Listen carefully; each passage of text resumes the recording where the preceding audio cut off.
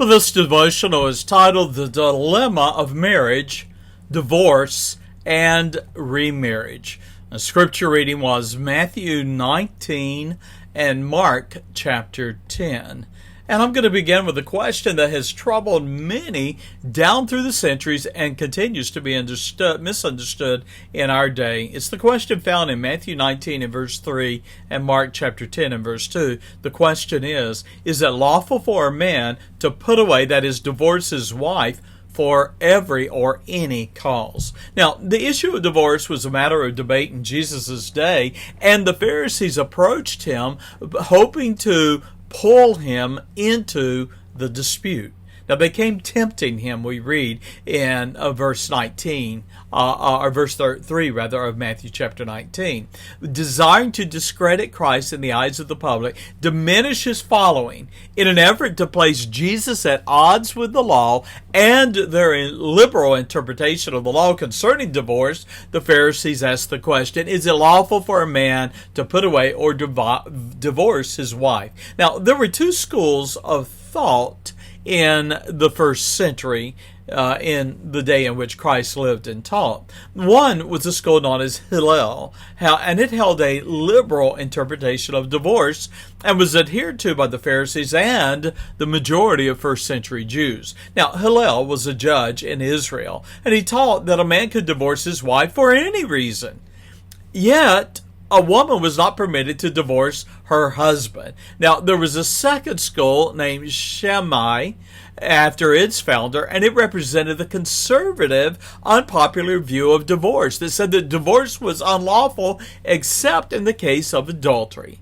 Well, divorce became widespread in Israel, and the practice was found not only among the people, but even among the Pharisees, the Jewish leadership. They were guilty of multiple divorces, often for the most absurd reasons.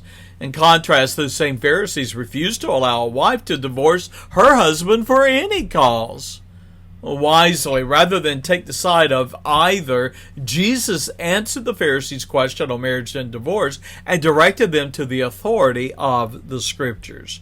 Now, notice then with me a few thoughts regarding this. The first is this, that divorce is a violation of biblical principles and precepts. Divorce, first of all, violates the Creator's plan and design for man and woman.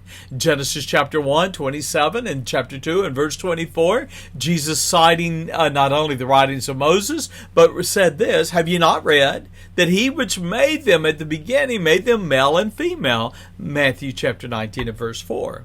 Number 2, divorce is a violation of God's design for marriage, which is, and I quote, one flesh. Now, a man is commanded to leave his father and mother, as we read in Genesis, and he is to cleave to his wife, as you find it again in Matthew 19 and verse 5 and 6. And so a man's bond with his wife is to overshadow all human relationships.